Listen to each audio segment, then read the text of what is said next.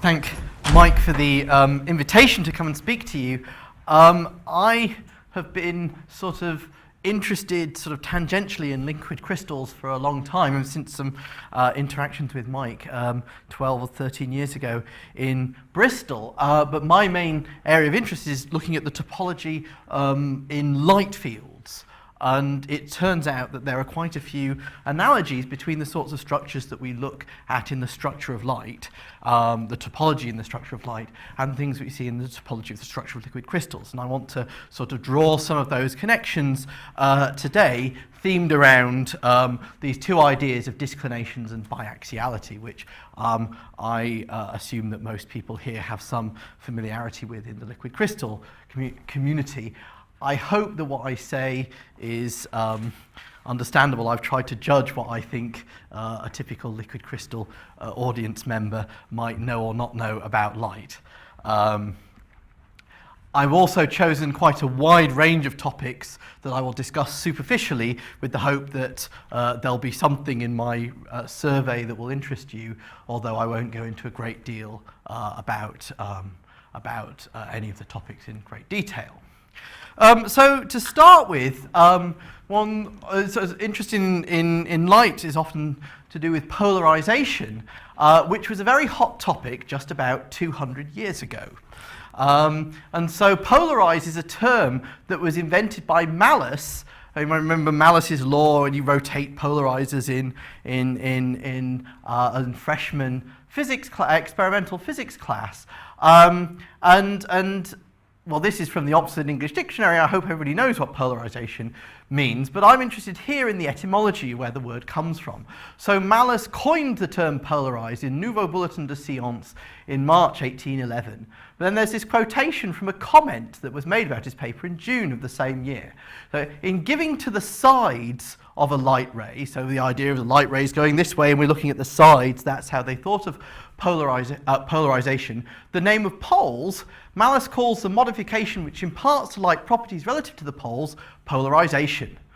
Blah, blah, blah, blah. But then the dictionary editor has said here, this unfortunately assumed a sense of pole quite different from its use in astronomy, geography, and magnetism, with the consequence that polarization as applied to light and radiant heat has nothing in common with magnetic or electric polarization. So, of course, the main point is that polarization is a direct-valued quantity, not a vector-valued quantity, something that shouldn't require any further elucidation to this audience. The idea is because, although, of course, the electric vector of light is a vector, because optical frequencies are so fast, we can't distinguish from when the vector is pointing up from when the vector is pointing down.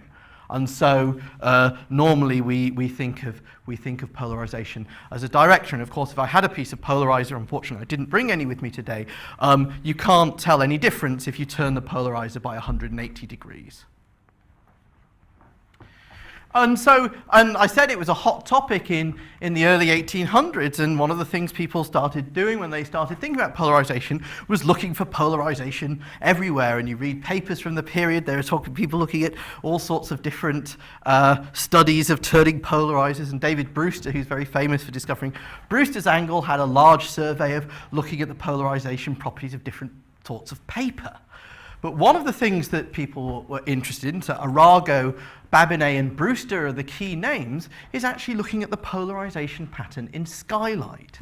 So this is a map of skylight measured by Raymond Lee from the US Naval Academy in Maryland. And so this is a window of the full blue sky just at sunset. So this is the direction straight up, and the angle theta coming down is proportional to radius, and this is the horizon. Here are some street lamps and some buildings and things. And what you can see is these small red line segments are the directions where the vibration of the polarization appears to be maximum.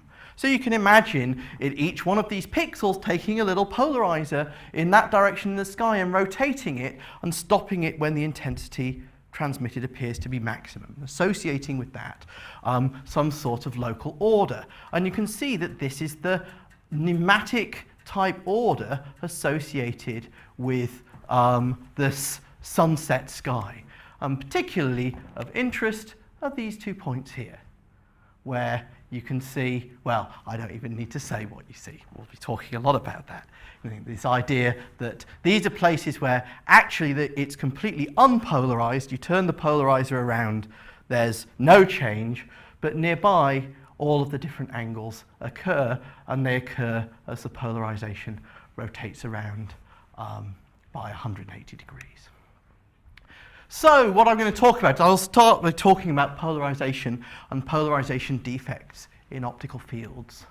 Then I'll talk about, well, one of the interesting things is people often talk about uniaxial crystals and biaxial crystals, but it often seems to be a bit of a sort of dichotomy. You say biaxial because there are 3 different eigenvalues. So why is it 3 different rather than 2? And of course the answer is to do with optics. In fact, the answer is to do with optical disclinations. So I'll talk about that, why we talk about biaxials. Then I'll talk a little bit about the shape of optical disclinations. Then how the topological classification works in 3 dimensions, leading to some very recent results that I've been working on with Randy Kamian and some others about how some of these ideas from light can be extended into actually describing biaxial order in pneumatic liquid crystals. But I'll start with reviewing this idea of polarization and polarization defects. So the main idea for optical order comes from the fact that the general state of coherent light is in terms of a polarization ellipse. So mathematically where that comes from is we're thinking of a monochromatic field. So like laser light, there's only one frequency involved.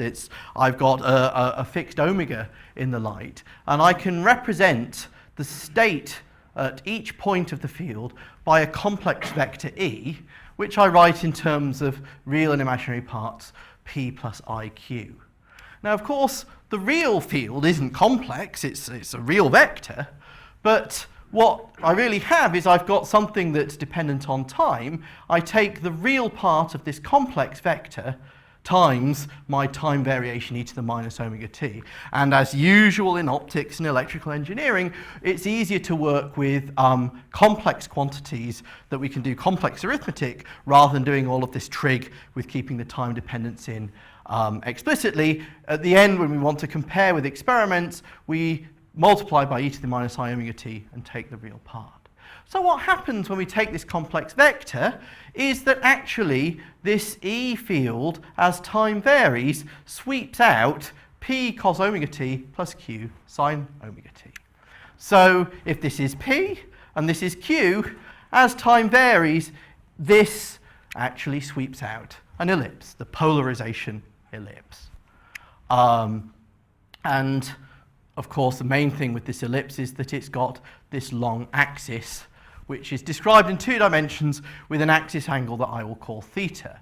It also has an eccentricity and ellipticity, that's how elliptical this ellipse is. If it was circular, of course, I wouldn't be able to define what the axis angle is. It could be linear, in which case there is only, but where P and Q are both parallel or anti-parallel. And what we'll tend to do, we're interested in polarization, is ignore the overall size of the ellipse, which is like the optical intensity, and we also tend to ignore the vibration phase, that is to say where P is, where E is at t equals 0. Because optical frequencies are so huge, it doesn't make much sense to try and ask about that. So it really is natural to think about these ellipses. Now, what we normally do in optics is by thinking about the Stokes parameters, so-called, which may or may not be familiar to you from optics experiments, but they're very closely related to the natural analog of the Q tensor that we would try to invent for polarization. So let's talk about that. So in general, we can represent our polarization state by something I'll call Q for the purposes of today, which is the average, because in general light doesn't have to be monochromatic. I could have a mixture of lots of different frequencies of the tensor product of E star with E. And I'm averaging over all of the different frequencies that I might have at a single point. And so what I get out of that, thinking just in 2 dimensions for now, is a little 2 by 2 Hermitian matrix. And I've written the components, when I decompose it in terms of Pauli matrices, S0 down the trace, S1 plus and minus, S2 are both the plus ones, and S3 are the have got opposite imaginary signs in the off diagonal, as the components of the Q tensor in terms of the permuted Pauli matrices. And these S0, 1, 2, 3 are called the Stokes parameters. They're one of the reasons why they're used in optics is they're very natural, easy to measure. If I have a polarizer, I can measure, for example, S1 by putting my polarizer horizontal and measuring the intensity minus the polarization vertical. S2, I can measure it at 45 degrees minus the polarization at 135 degrees, and right-handed minus left-handed to get S3. So they're very easy to extract directly from measurements.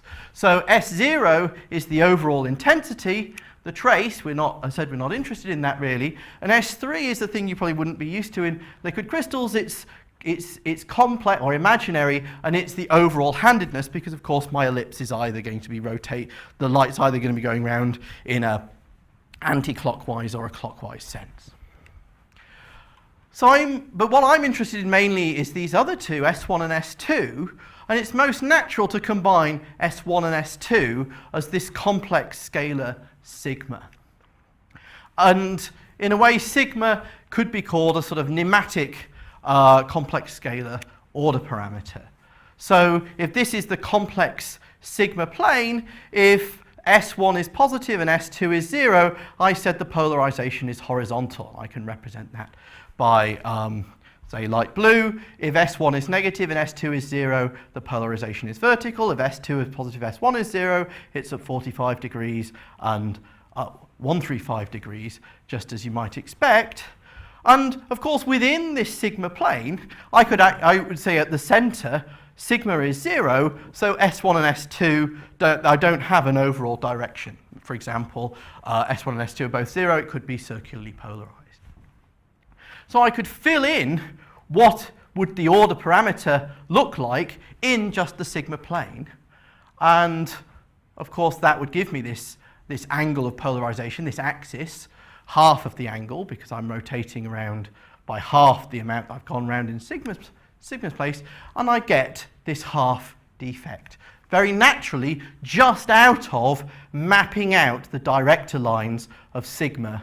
It's relatively easy to prove. You get a system of confocal parabolas just from this.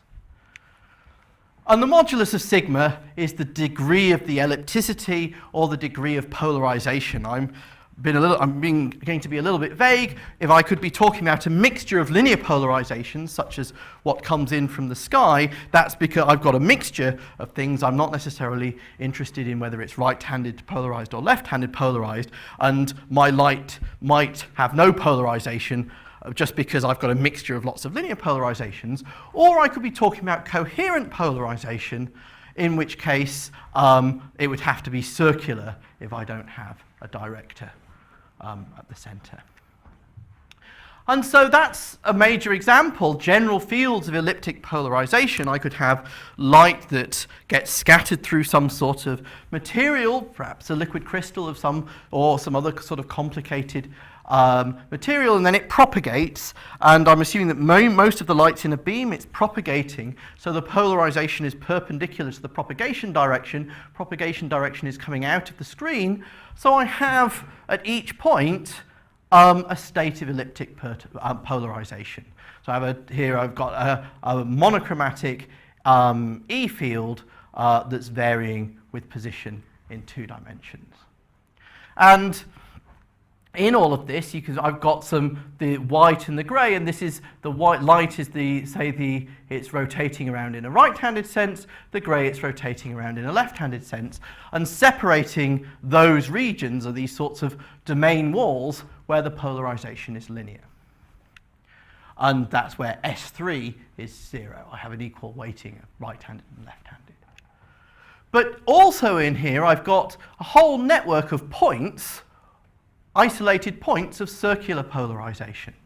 And circular polarization where S1 and S2 equals 0, and either S3 is +1 if it's right-handed or -1 if it's left-handed. And on these so-called C points, points of circular polarization, my complex scalar nematic order parameter is 0. So these are complex nodes of my complex order parameter. Sorry, Mark. Yeah. Quick question. Yeah. The little dots on the ellipses aren't at the centers of. Oh yeah, so good. Sorry, I should have pointed out. So what I've done is I've actually put it in here where this so-called vibration phase, where P is.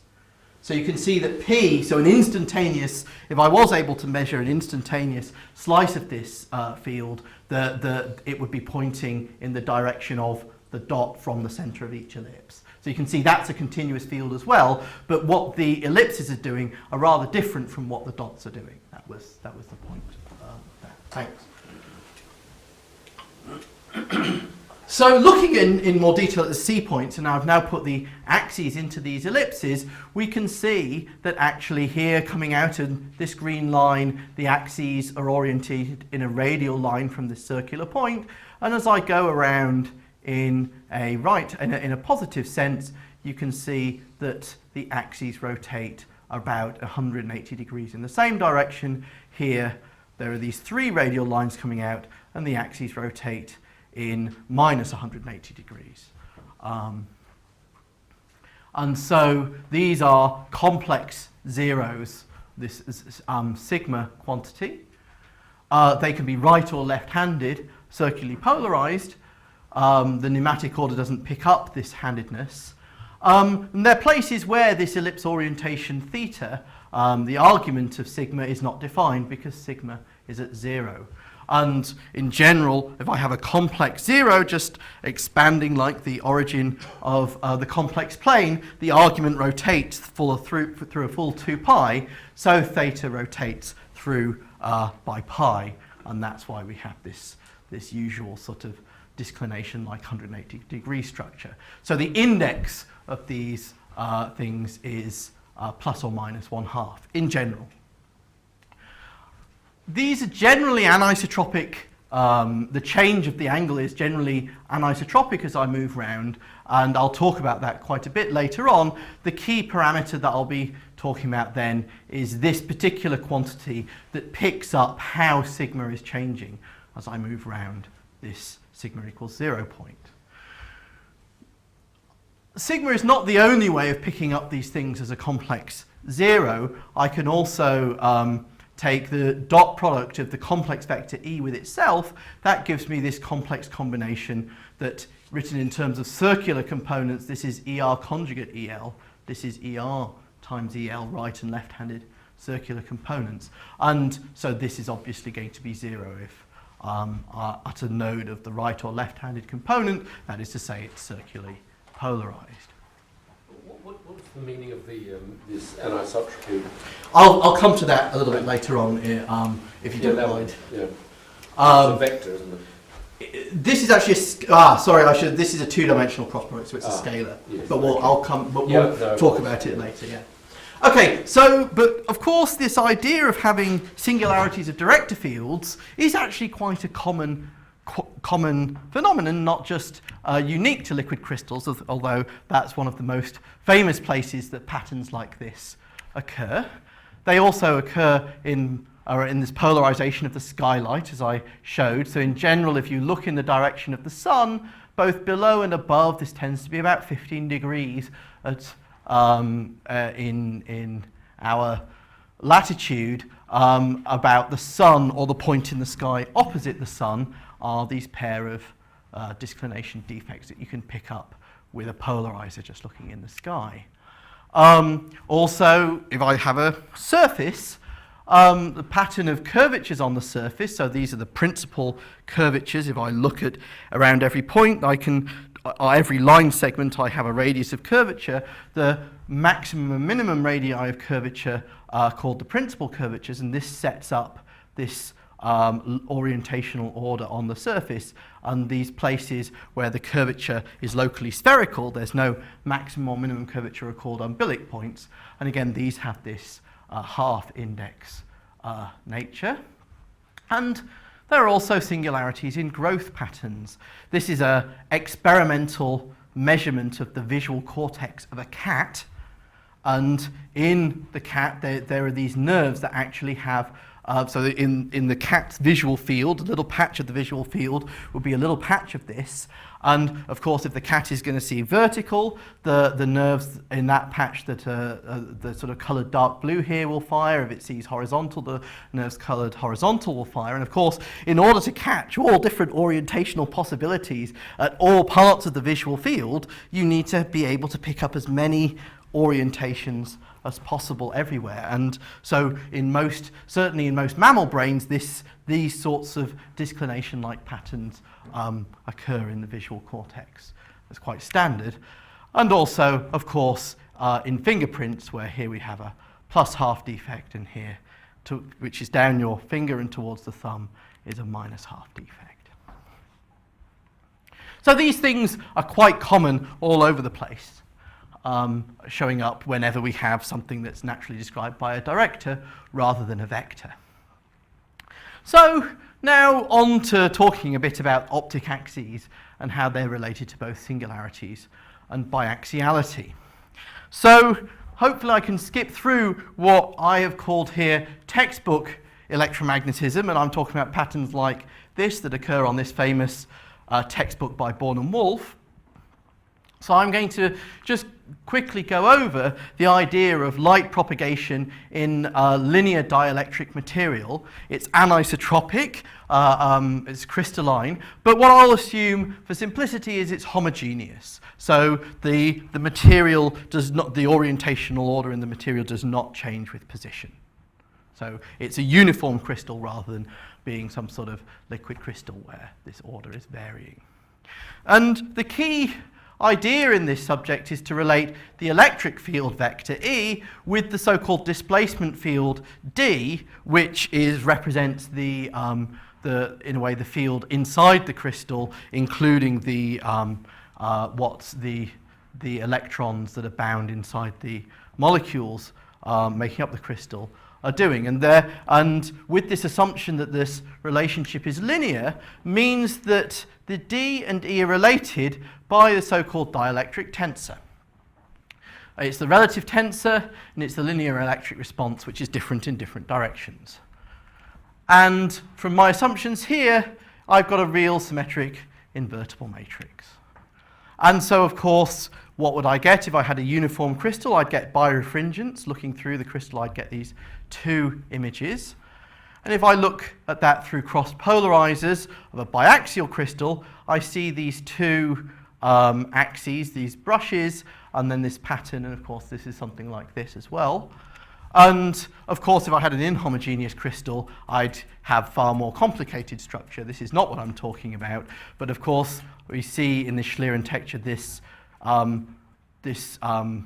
cross rather than this line indicates uniaxial rather than biaxial order. So of course, if I look at Maxwell's equations in a crystal, I could hope to be able to understand all of this. So thinking about plane wave propagation of the electromagnetic fields in our homogeneous crystal. So Maxwell's equations involve E, D, B, and H, but if it's a plane wave, they're all proportional to e to the I k s dot r minus omega t. So S is my unit propagation direction. And in fact, behavior with S is what I'm interested in, because when I look in a crystal, I'm looking at light that's propagating through the crystal in different directions.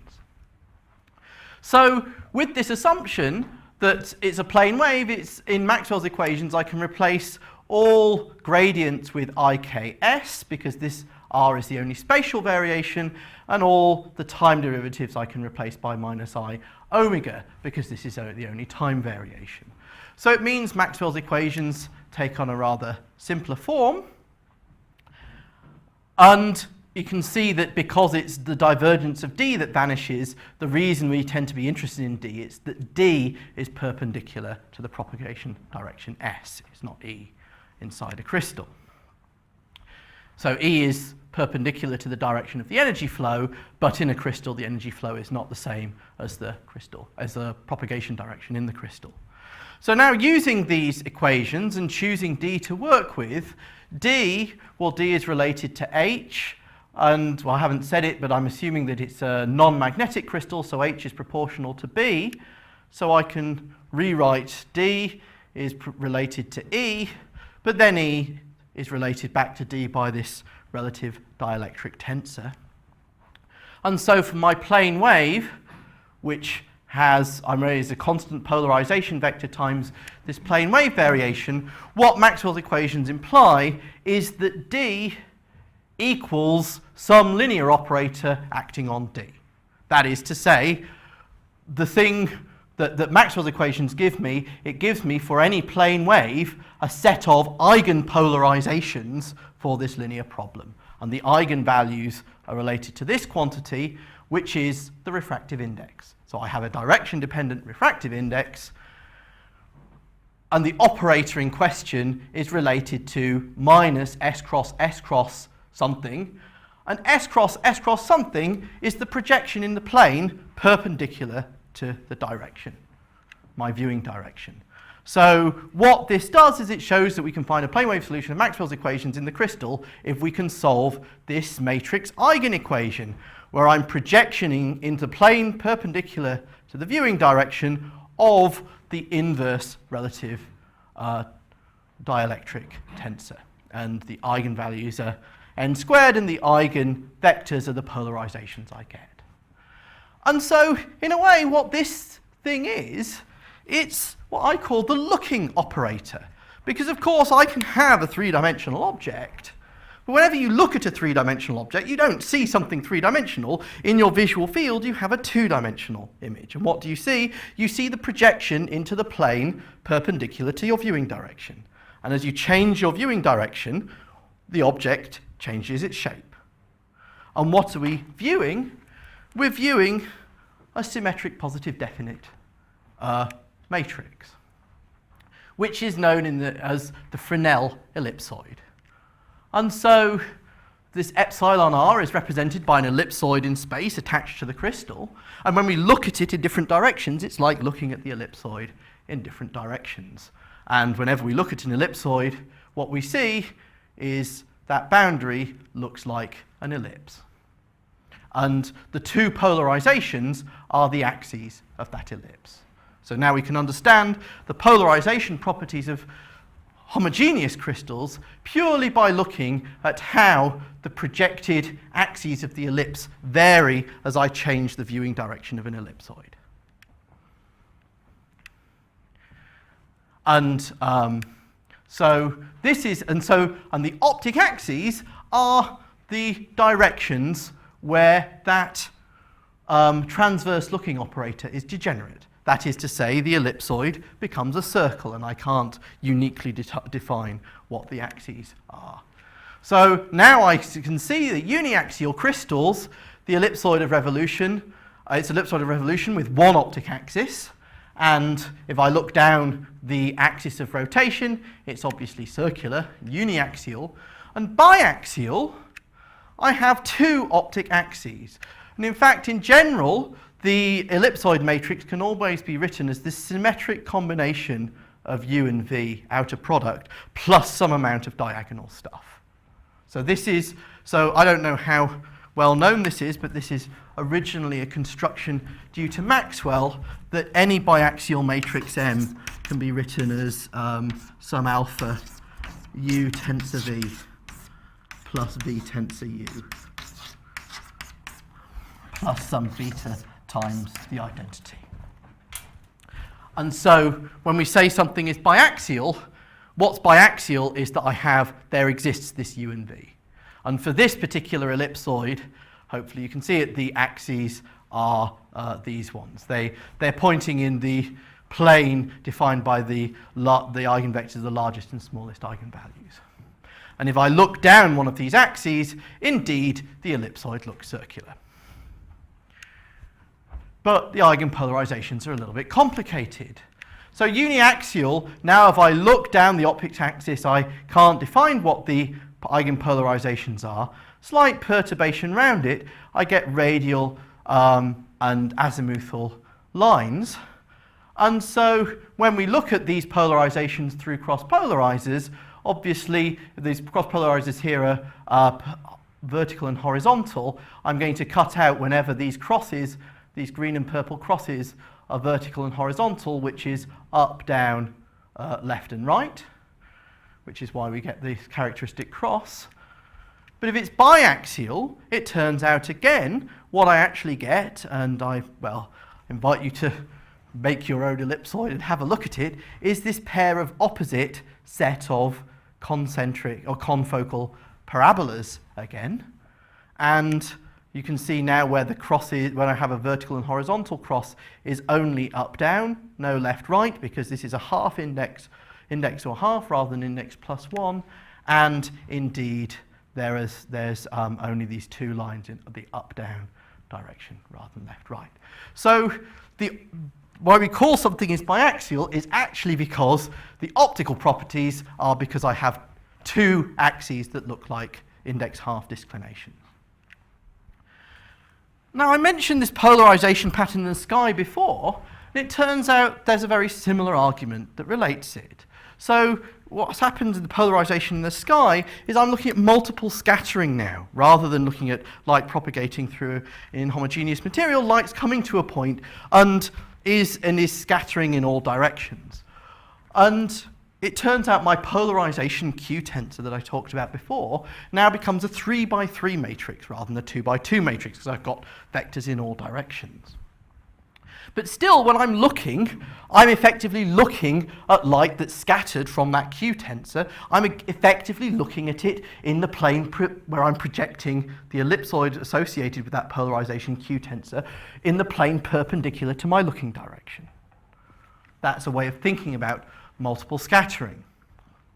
Now, the integral differential equations of multiple scattering are very, very complicated. It's not easy to do anything analytic with it, apart from the fact that the Earth's atmosphere is comparatively thin. So it's possible to do a perturbation expansion in the thickness of the atmosphere of this Q tensor, and sorry, I call it Q here and M here. And so each of these terms depend on the viewing direction, but it turns out, and this was work done by my colleague John Hannay in Bristol, that if the sun is sufficiently far above the horizon and you're looking above the horizon, these first two terms actually become independent of the viewing direction S.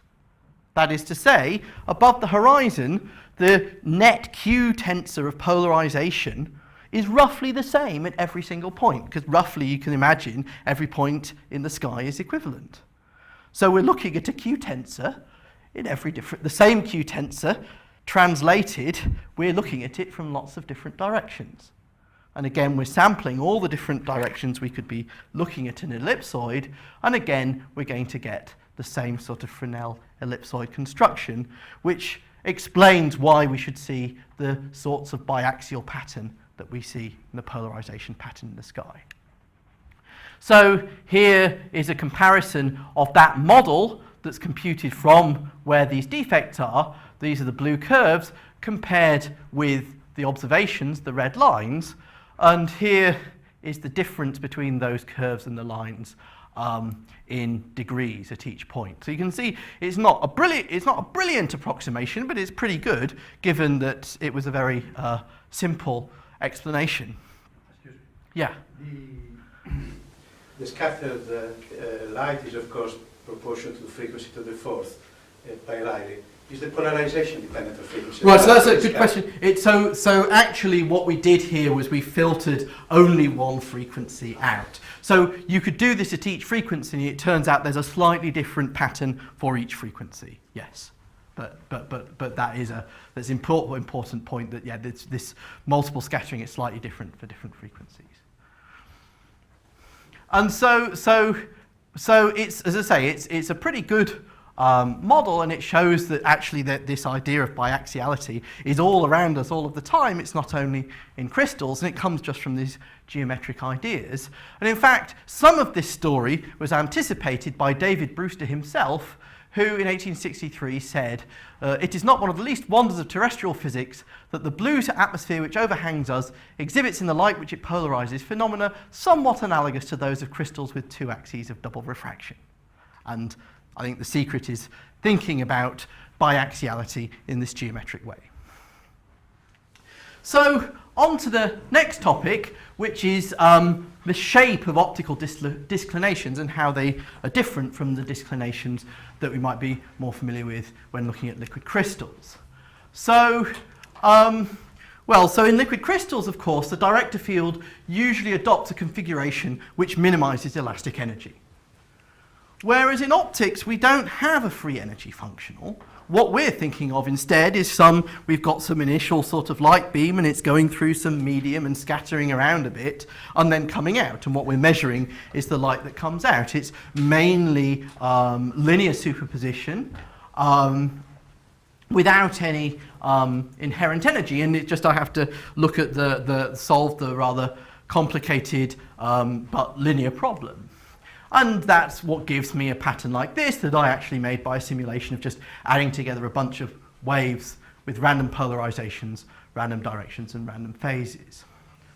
Now, if I fill in the actual director pattern here, the axes of the polarization ellipses, okay, so here are these C points, the defects, the disclinations, I get a pattern like this. So you can see there's quite a rapid variation in the directions of these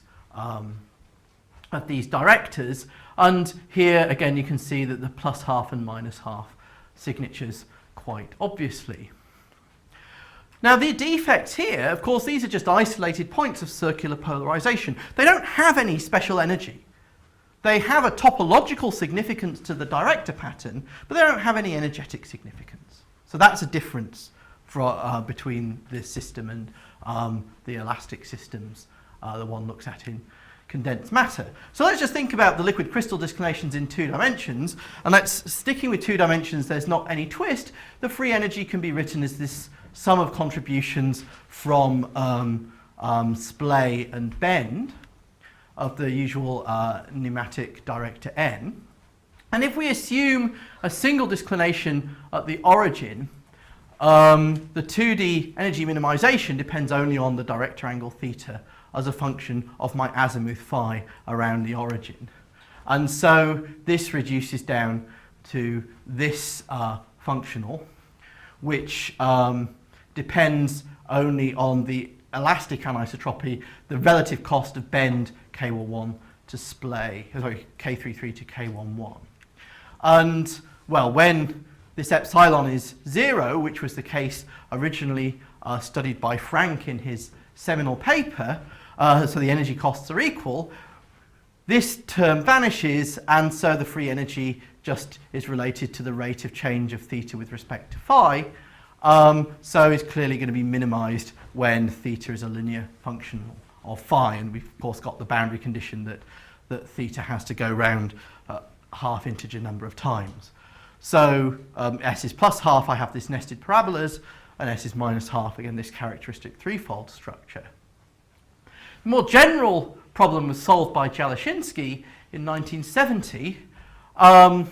So comparing the regime when bend is cheap and splay is cheap, for plus half we go from, well, we've got this rate changes from theta with respect to phi, so this epsilon is 0 is the nested parabolas case. Here is the extreme case where bend is cheap, the orange line, and the extreme case when splay is cheap, the purple line. And so here is, 2 examples. This is a very bendy plus half, and this is a very splayy plus half defect. And similarly with the minus half defects, where I always have the threefold symmetry, but again, here is when splay is cheap, and here is where bend is cheap. And one of the things walking around Cambridge, I'm sure everybody's noticed the very splay-free plus half disclination in the gate of Clare College. But that's very different from the situation that I'm thinking of in polarization. So what I'm thinking of in my polarization is, again, I've got this function sigma, which is this combination of S1 plus IS2, these two Stokes parameters coming from the Q tensor, and that's in general a continuous function. A continuous function, continuous on the defect as well. So I can study how things change around the defect just by looking at a Taylor expansion of that sigma around the defect. And in general, if I've got a complex node, around that, if I look at the contours of the mod of it, in general I get these elliptical patterns. Sort of a minimum of a landscape tends to have an elliptical section. And so if I think of my complex scalar sigma as mod sigma times a phase e to the I chi, it's relatively easy to show that the streamlines of this particular vector are circular. And what that means is it means that you have actually equal intervals of this phase in equal segments of this ellipse. It's a sort of Keplerian rule that simply comes from Taylor expanding this complex quantity. But what it means is the rate of change of phi with respect to angle is non-uniform, and it has this wobble. Effectively, tan chi is this upsilon parameter times tan phi. Not quite upsilon, it's a slight complicated function of upsilon, but tan chi is proportional to tan phi, but the constant of proportionality determines how wobbly this line is. And that's different from what we saw with the energy minimized case for a liquid crystal. And the defect sign comes from the sign of this quantity. So when people first started thinking about this, and it was originally studied in the 1890s by Darboux, actually in the case of looking at lines of principal curvature on surfaces, people found they were actually they classified it by the number of lines where the thing comes out as purely radial. Of course, that's what you see in the liquid crystals as well, but these are very non-uniform changes of going around the defects because there's no energy to stabilize things to make them symmetric. So this type is called a lemon for some reason. It's the usual plus half, but it's sort of deformed. A star is the threefold minus half. But then there was this transitional form that was found called a monstar, coming from lemon star. It's transitional. Lemon star becomes monstar, where it's a plus half, but there are three straight lines going through the defect.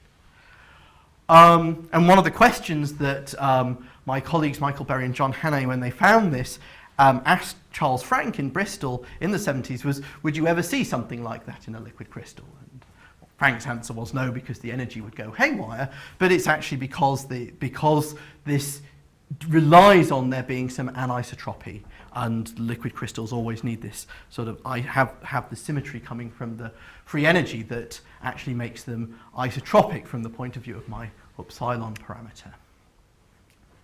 So if I look at this orientation theta as a function of the azimuth phi around the singularity, and we're looking at these lines, these straight lines are the places where my wobbly curve crosses the straight line theta equals phi, or theta equals theta plus pi equals phi. And I'm counting the number of times that I have crossings. I have to have 3 crossings if theta is a decreasing function of phi, but I could either have 1 or 3 crossings if it's an increasing function of phi. And you can see it depends on how strong these wobbles are, as well as my intercept. If I were just to translate this green curve up, I'd lose this extra little intersection here. So these wobbles come from this elliptic core structure, and how wobbly it is how elliptical it is. And this number of crosses, so the shape of curve is determined by this isotropy upsilon, and there's also an extra parameter, an angle beta, which tells you what the orientation is of the director where at the major axis of this isotropy ellipse, and that beta is this intercept in the middle here. And these two parameters, epsilon and beta, completely define the structure of this line field around the defect.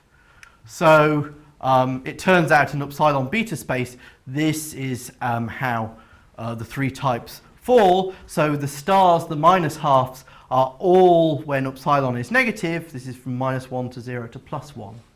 And then as beta increases, I get this cusp shape between lemon and monstar. And these are all of the various different sorts of morphologies that occur. So it's different from the liquid crystal case, where you have this one parameter that's the energy anisotropy that goes from these two regimes. Here we've got these two free parameters and these rather non-symmetric possibilities. And it's then possible to analyze these C lines, these lines of circular polarization in these elliptic polarization structures as they propagate. So I've got this state of elliptic polarization, it's propagating in space, the state of the polarization changes with position as the field evolves, just linear propagation, and I have this tangle of lines of circular polarization that are analogous to the disclinations, and you can see that the lines change from being lemon stars and monstars, looking, this is the surfaces between right and left-handed polarization, but looking at this bit here, there's this small loop which actually here has all of the different possibilities, and looking at these cross sections 1, 2, 3, 4, you can see all of these different polarization types. So just as with liquid crystals, where you can see how the different types of topology change, we see that too between these different types that I've described. And I should say this comes from an experimental image of a polarization pattern. And the natural thing to do is to look at the different types, for example, in a completely uniformly random system, and the experimental densities of these different types indeed agrees with the theory that comes from this parameterization I was describing. So the shape of optical disclination is a little bit different from the shape of liquid crystal disclinations in 2 dimensions, but when we move to 3 dimensions, of course, things get a little bit interesting, and this next section is how the sort of topological classification of 3-dimensional polarization defects, and this is work done by PhD student Brina Chernko, who did her PhD in the Ljubljana liquid crystals group. And we wanted to ask the question that we knew what the sort of defects that we saw were in 3-dimensional polarization fields, but is it possible to use the sort of Toulouse-Clayman approach of the homotopy classification to understand the defects that we see in these optical fields? So in general, when we're thinking about 3-dimensional polarization, and I'm going to assume that the polarization is monochromatic, it's coherent, so I again have a polarization ellipse because my E field again still traces out this plane spanned by its real and imaginary parts. But the difference in general, if I'm thinking about, say, this 3-dimensional field rather than a beam, is that the plane of this ellipse now can vary from point to point. So if it's in a beam, the light's going this way and the ellipses are all in the same plane, but now I'm thinking that the plane can vary freely from point to point. And so what it means is that I now have, rather than having a handedness of definitely being able to say it's right-handed or left-handed, all I can say is that this plane has a normal n, and I define this normal to the ellipse as, well, the cross product of P with Q, conveniently, which is like the imaginary part of the 3-dimensional Q tensor.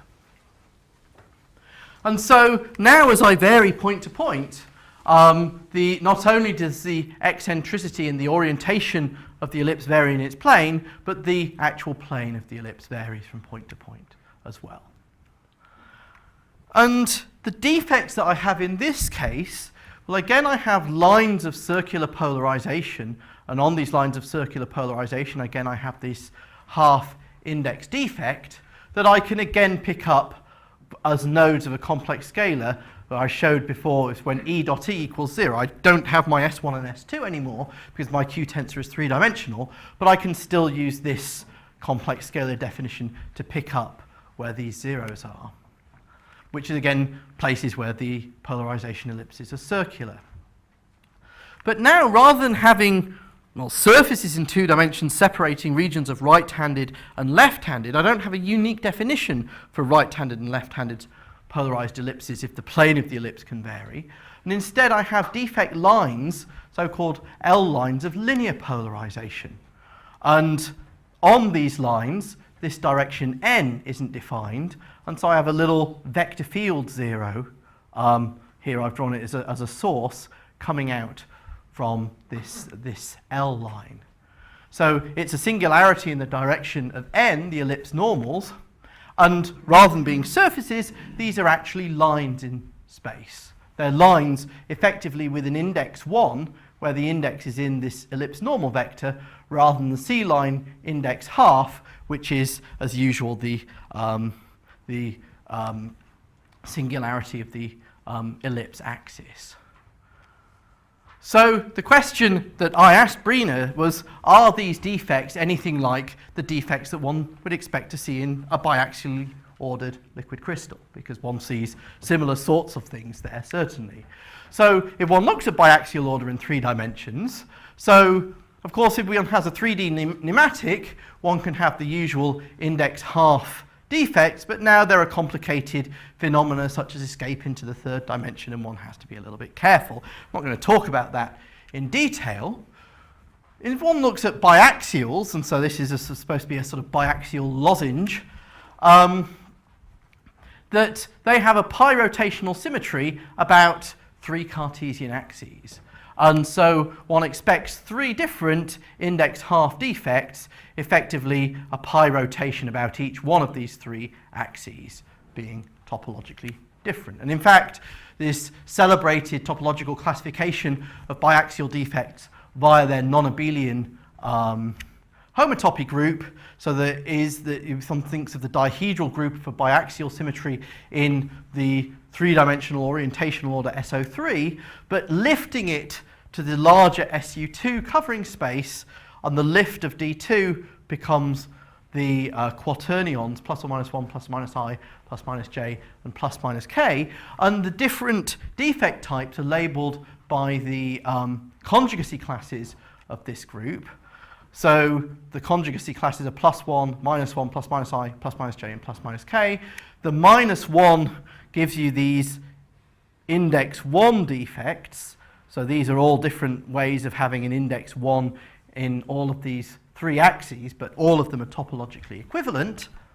Plus minus I, plus minus j, and plus minus k correspond to each of our different index half. And the usual biaxial defect classification says that these are the 4 types of defects that are topologically distinct in a biaxial. So now the question is, what's the story with my polarization ellipses? So the difference between a polarization ellipse and a biaxial is, of course, the polarization ellipse has this sense of rotation. My vector n is a vector, it's not a director. So what that means is that my ellipse axes, well, the ellipse has an upside. So really the symmetry group of the ellipse is just C2. I can just rotate the ellipse about this one black line by pi. I don't have any other rotational symmetries. So when I lift it, the lift is into SU2, but now not factored by the quaternions, but factored by the 4-element cyclic group. So this is the lift of the identity, and this is the lift of the pi rotational symmetry. And this 4-element cyclic group, well, it's abelian, so each of these things gives me a separate conjugacy class. So the L lines, the lines of linear polarization, correspond to the -1 defects. And so all of these would be equivalent under the topological classification. But I have 2 distinct plus I and minus I, which correspond to my C lines. And the point is, from the topological classification, that a +½ right-handed is equivalent to a -½ left-handed. That is to say, topologically, I can deform let's say this is a minus half left-handed with the pink side up, and rotate each one of these in a plane to give me a plus half right-handed. Now, this illustrates a difference between the optical fields and the liquid crystals, because in an optical field, I'm really not allowed to do this, because the thing that really determines what I can do is my Taylor expansion. And my Taylor expansion, this defect point, is a perfectly well-defined point in my smooth field. I'm getting my nematic or biaxial order from extracting quantities out of a completely continuous field. And in fact, that continuous field is not nicely deformed when I do my escape into the third dimension. Whereas in the liquid crystals, the deformations are of a space that does not include the defect lines themselves, which admits certain possibilities that the optical field doesn't allow. But nevertheless, the L lines and the C lines do correspond to this sort of, this is a bit like the index 1 defect in biaxials, and these are like the index half defect in biaxials. I like to call this sort of sesquiaxial. It's 1.5 axis, because what's half an axis? It's a vector. So the final topic, which hopefully brings all of these ideas together, is what I've called biaxial quasi-disclinations in light and pneumatics, and this is work with Simon Chopar, who's now a postdoc with Randy Kamian, and worked before with Dasha Zhumer, and it was on the archive a couple of months ago. So the inspiration for this idea came from what we do when we're thinking about these topological defects in light. So I've given you several examples where I'm interested in some three-dimensional complex scalar field, a complex scalar at each point of space. Of course, I don't just have to be talking about light, I could be talking about a superconductor or a superfluid where I have a complex scalar order parameter. And the defects, the so-called singularities that I'm interested in, are the lines on which this complex scalar is zero. Now, of course, it may not be obvious that complex functions generally have zeros on lines in 3 dimensions, but hopefully this makes it clear that if the real part zero of a real function is going to be a surface in 3 dimensions, and the imaginary part is also going to have a zero surface in 3 dimensions, and where the real part and imaginary part zeros cross, the complex number is 0. So the zeros are the intersections of these 2 lines. So the normal to the real part is the gradient of the real part. Normal to the imaginary part is the gradient of the imaginary part. So, and the intersection is then going to be normal to each of these 2 normals. That is to say, the tangent of my nodal line is given by the cross product of the real part, or the gradient of the real part and the gradient of the imaginary part. That is to say, I can think of, I've called them vortex lines here, my nodal lines are actually given by these n lines of my ellipse, where now the ellipse is the ellipse that corresponds to the complex vector, which is the gradient of the psi. So I can now have one of my 3-dimensional complex ellipse fields, thinking about that, coming from the gradient of my complex scalar. And it turns out the flow line that I get from this n follows these lines of complex contours, the lines where these 2 real part and imaginary part contours intersect. So if I want to follow one of these 0 lines, I should follow this n line, which is the cross product of the gradient of the real and imaginary part.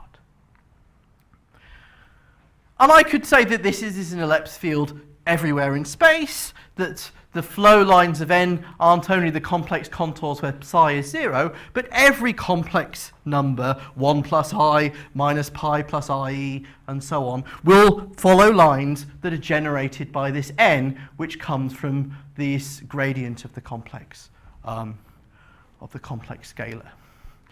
And of course, we've said what are the defects in those 3-dimensional ellipse fields. I was just talked about their topological classification. We had these C lines, where this ellipse appears to be circular, And more crucially, we have these L lines where this ellipse appears to be linear and the n is not defined.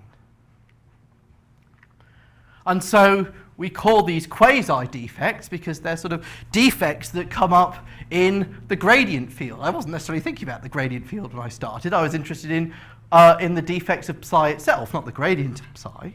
But I'm just following logically through. So my complex scalar field, which could be my sigma, or it could have been one of these other quantities, and the nodal lines are given by the flow of n, and that is not defined on these index +1 quasi-defects. And it turns out that these quasi-defects, the index +1, when n is not defined, topologically organizes all of my nodal lines, all of my defects. So it's possible to prove, and I had a physicist proof that was rigorously proved last year by some mathematicians that said that every unlinked, unknotted nodal loop has to be threaded by a quasi-defect. And you can sort of see why. On one of these n singularities, I said there's a little vector field 0 around it, so that little vector field 0 could be a little circulation.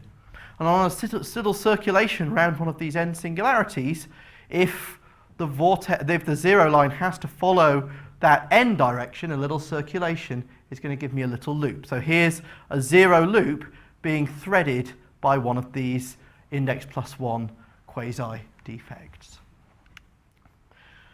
That was an index +1. Index -1 will look like a saddle point, and so so I could either have things approaching hyperbolically like this 2 or like this 3, and if I do a little perturbation, that's going to change the topology of my lines.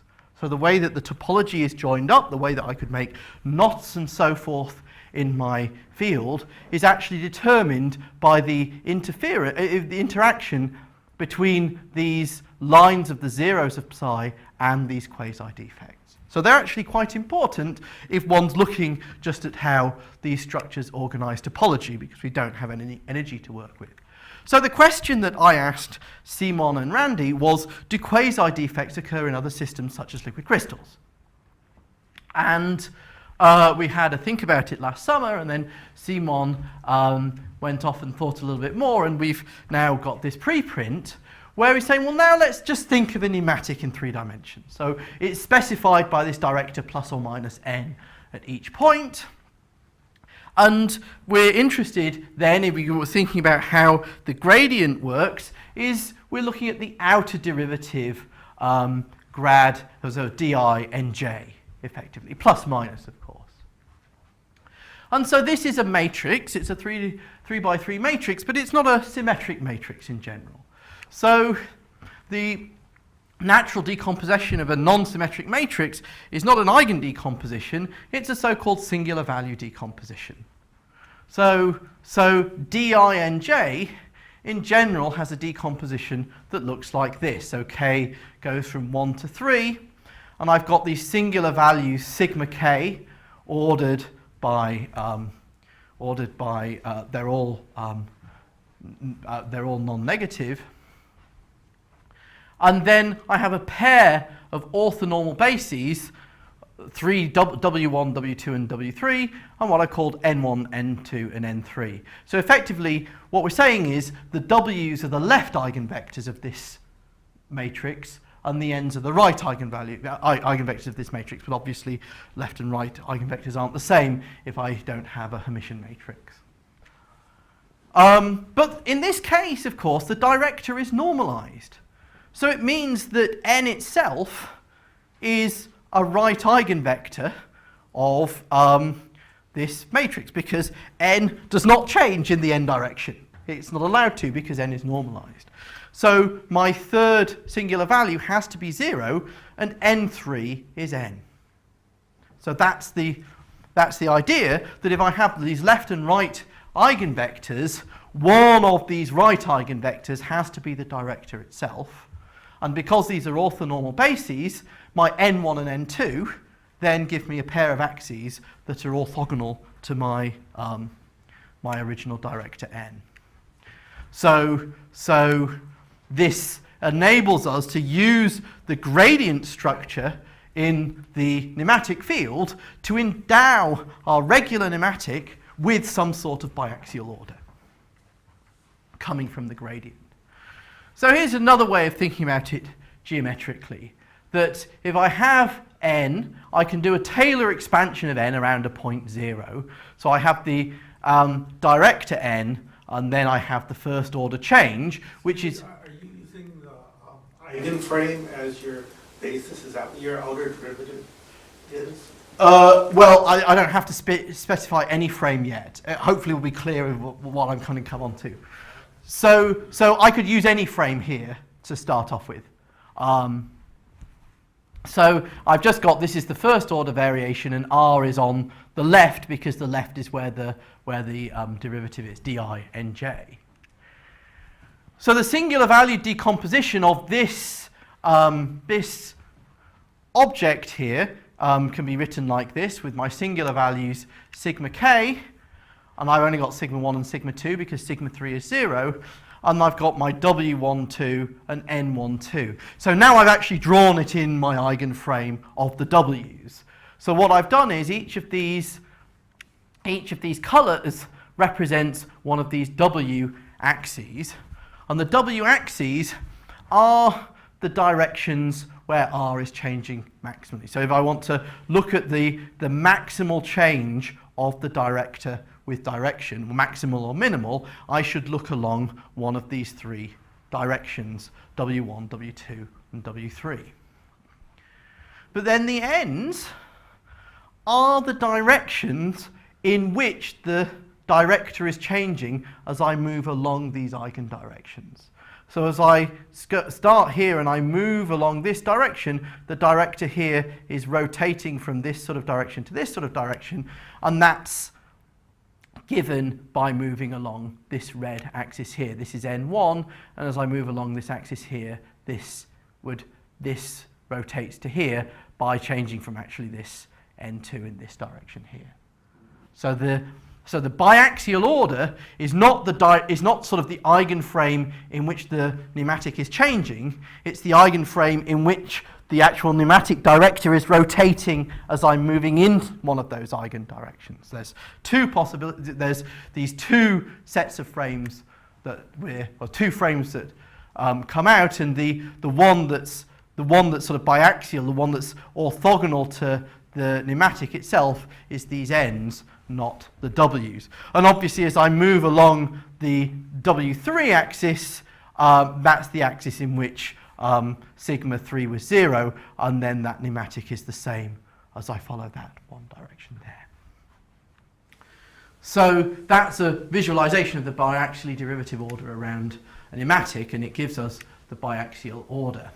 So now looking at some sort of one of these systems, asking about the defects, that is to say the degeneracies, it's possible because as I go round a regular disclination, of course the director is changing infinitely quickly, so actually the first singular value goes to infinity on a regular disclination, or what Simon called a native disclination, and they can either have a half index, or this is a non-typical +1 defect, and it's a defect where the rotation of this frame is around the n2 direction. But we also have quasi-disclinations, which are now where these n1, n2 can rotate around the n direction by a half or by 1. We don't have the third type where we're rotating about n1 because sigma 2 can't go to infinity without sigma 1 going to infinity as well. And this is because these things aren't determined by energy. This comes out of a Taylor expansion that dominates the structure of the behavior. So as in regular biaxials, the defects occur where pairs of axes are undefined. And all integer index defects in a biaxial can be deformed into one or other. So in fact, in a biaxial, this integer index defect, the +1 disclination, is a disclination. But what can I do with an integer index disclination in a biaxial? I can rotate this frame into the third dimension. So I can rotate the blue from being in this plane to being perpendicular to it, and the green goes from being perpendicular to the frame to being inside the frame. So my escape into the third dimension that removes my +1 disclination is actually consistent with changing from native disclination to a quasi-disclination. So the quasi-disclinations are sort of the residue in the derivative structure when you get rid of a +1 disclination in such fields. And I also have these integer half structures in this new biaxial structure that you don't see if you just look at the nematic order. And the quasi-disclinations have no energy, they don't have any core structure or anything, but they are there to organize the symmetry of this nematic configuration. And so these are Simon's simulations of blue phases, and the red lines are the regular disclinations, and now you can see there are also quasi-disclinations entangled with this structure that keep the symmetries as well. Just to show that they really are there in systems. So that's my story. Hopefully I've given you a sort of overview of this field and shown that, well, optical fields have these half-integer defects that come from polarization structure. The term biaxiality comes from the idea of defects in polarization, which are disclination-like polarization defects in direction space. Although they're topologically similar, the shapes of optical disclinations are different from liquid crystals, mainly because there's no energy, and instead they're determined by this Taylor expansion. 3D polarization defects can be classified using a topological classification similar to biaxial pneumatics, but simpler. And finally, inspired by gradient defect structures, we can decorate pneumatics with a biaxial order and define these quasi-disclinations in pneumatic fields. So, thank you very much.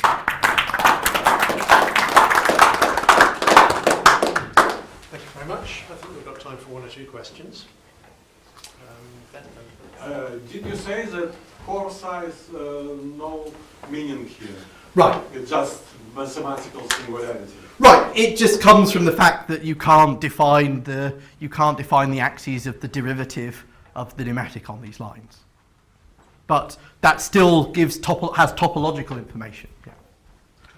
It's beautiful, even though I did not understand fully the second part for sure. One of the things that would be very useful in liquid crystal is to use optics to actually discriminate and assign unequivocally the biaxial nature of a liquid crystal. And one old hypothesis of Chandrasekhar was that biaxial pneumatic should have two brushes, as it were, defects, as opposed to 2 and 4 of the biaxial pneumatic. We did do simulation and found, at least this is Monte Carlo simulation in simple model systems, that this is not an absolute truth, but you could have a dominance. But I wonder if from your type of argument you could actually predict a difference that in the behavior, even axial and biaxial pneumatic, in optical textures that will be observed. So what I would say is probably, rather than looking at the brushes, which just tell you about the rate of rotation as you go around the defect, which will be the same from the topology, whatever is going on, you have these brushes are decorated by the rings, and the rings are the rate at which the two refractive indices diverge as you move away from the degeneracy. Now, I would expect those to be very different for these different types of plus half defect. So I might expect to see different ring radii in these pairs of brushes if you were going to see these different sorts of defects. Come out simply from difference in the elastic constants, giving you the right. So it would be related to that because the different elastic constants would be different in those so three uniaxial cases. with funny elastic constant could also give you that. Well, uniaxial, but we wouldn't be. But uniaxial would have a different symmetry. So I'm not saying it would uniquely do it, but I would say that if you were able to, if you were to have lots of these defects and you were to see different ring radii in different classes, that would be that would be what I would look for in simulations to start off with. Maybe reality, I guess you would have different material constants, so you wouldn't know. Well, so that's the best I can think of to help your problem. So you made this distinction between these optical defects and pneumatic defects by saying that in pneumatic defects you have this energy cost associated with them.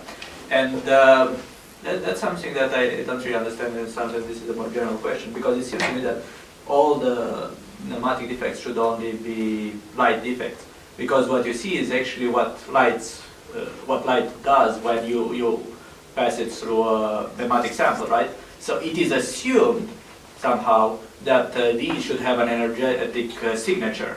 But can you see it otherwise, that it has an energetic Okay, so what I should say is that I sort of conflated several different regimes of optics in what I was talking about. So, of course, if you're looking at the light that comes from some sort of liquid crystal sample, or just a regular crystal sample, what you're looking at something that maybe look like these optical defects, but really what you're looking at these optical defects that really come from structures that you've looked at in the liquid crystal. Now, that what you're trying to image then is the energy cost that was in the liquid crystal. Now, you've not done anything to the light, but of course normally light, we don't want light to have its own physics if we're using it to probe other things. But that's slightly different from actually if you're studying the optical defects themselves, and if you're actually looking at the optical defects that are coming from a liquid crystal, you might have a lot more extra defects, because you just happen to have places where the polarization is circular. That might not have any significance when you've got this light beam coming through your liquid crystal. It might come from the fact that your edges of the light beam are nearby, and so on. So it depends what you're interested in looking at. The sorts of these optical defects that do come up, for example, if you're looking at very complicated multiple scattering situations, then they can give you a lot of information. For example, these polarization defects occur in the cosmic microwave background, for example, and that people can try to understand features of the cosmic microwave background by looking at the distribution of the defects. But it's different from looking at a light field that you're using to actually analyze a sample, like in liquid crystals. One from Ibrahim, then we'll have to go.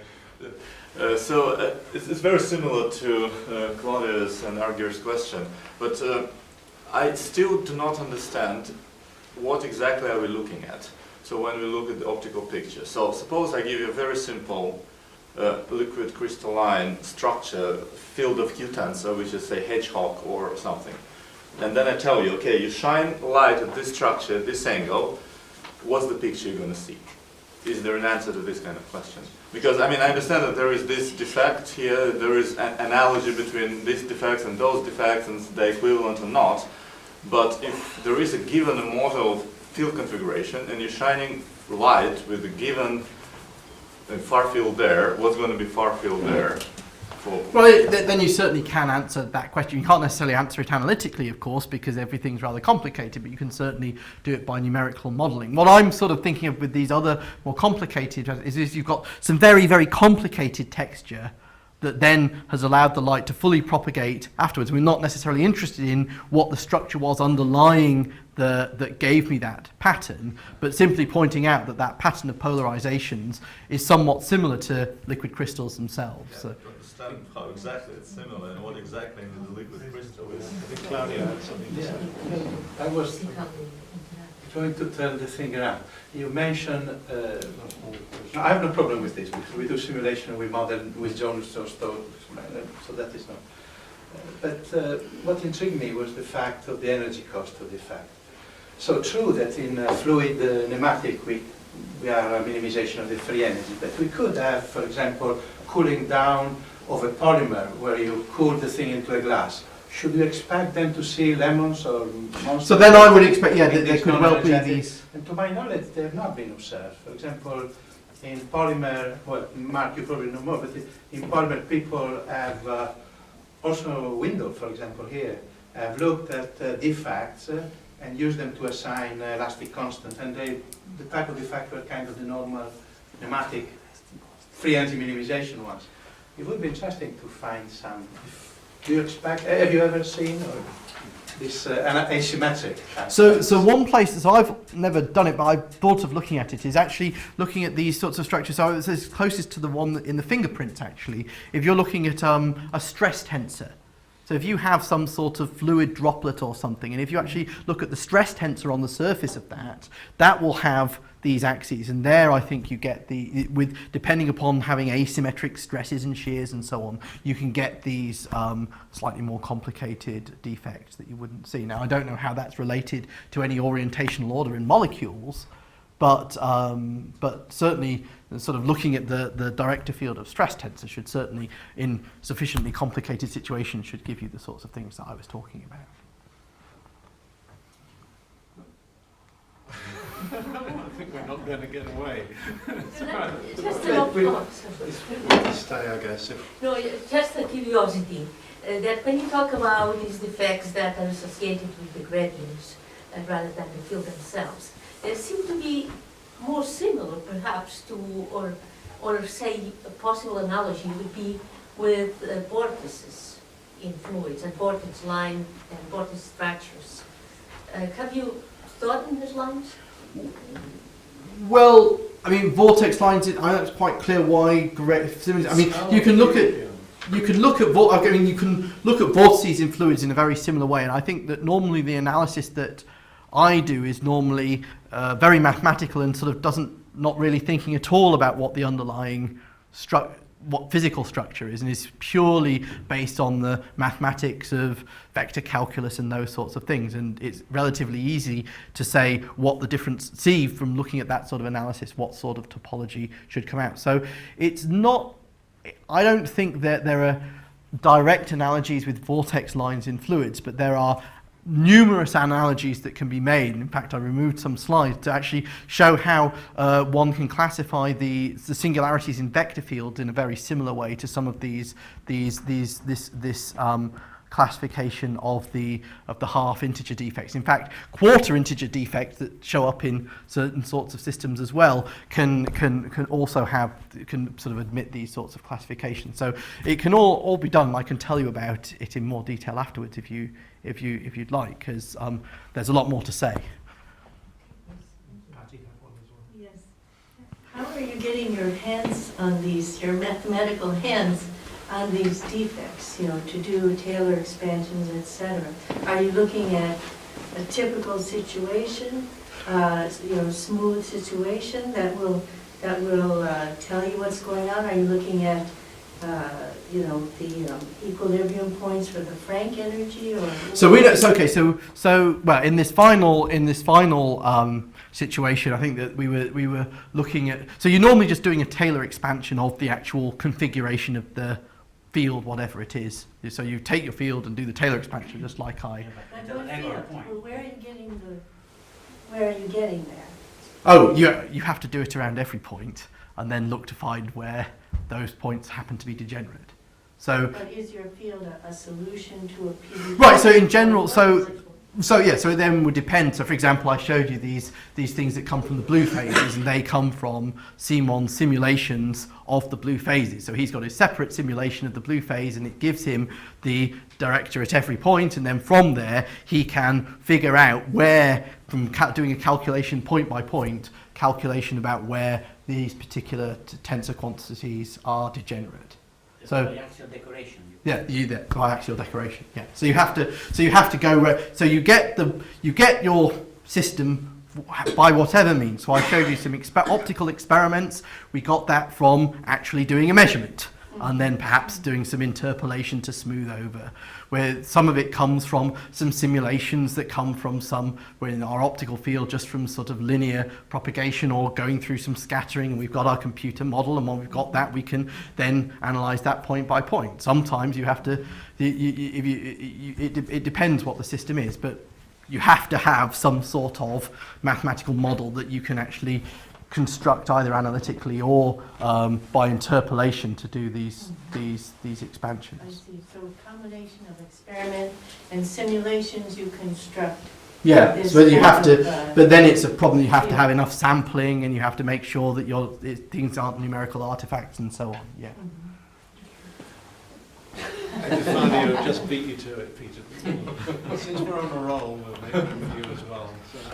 Very quickly, concerning this biaxial decoration, well, the way you introduced it reminded me of the way people used to actually, Jerry Erickson used to arrive at what we call the Erickson inequalities. So essentially what you need to do, so my expectation is that if this procedure done locally would indicate that that the orientation of the W's would be such that the local density energy is minimized. And this of course depends on the choice of the three elastic constants. Yeah. Now I wonder, of course, this is just a local argument which doesn't take into account frustration due to far field anchoring and so forth and so on.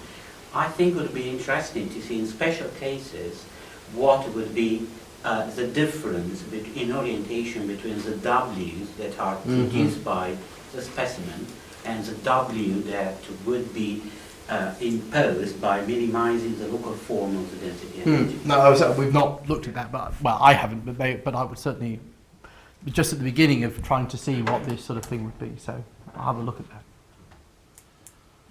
So, yeah, I guess that's my question. I mean, do these quasi-disclinations have physical implications or not? Because we can imagine generating all sorts of quadrupole fields where we get degeneracies, and sometimes, I mean, if you take charges, you know, look at places where the field gradients become degenerate or something. Yeah, so I would agree that, I mean,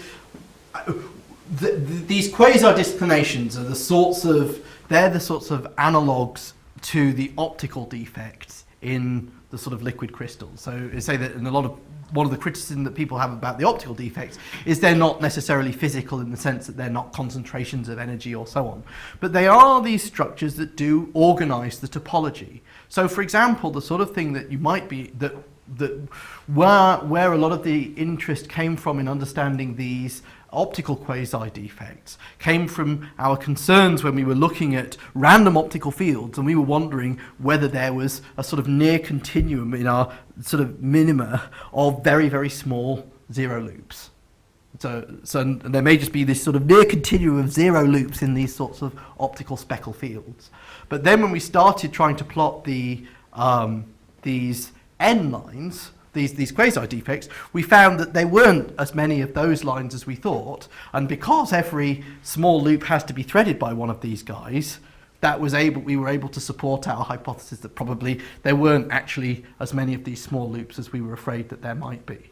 So that's what I mean about they organize the topology. So they might not be physical, and if you're really interested in where the energy goes and so on, they may not be interesting. But if you're worried about certain sorts of features of the sort of how the structure of the directions might be changing with position that maybe will be affected by these, which are sort of like the sort of maxima and minima of your little gradient fields and so on, then maybe they are important.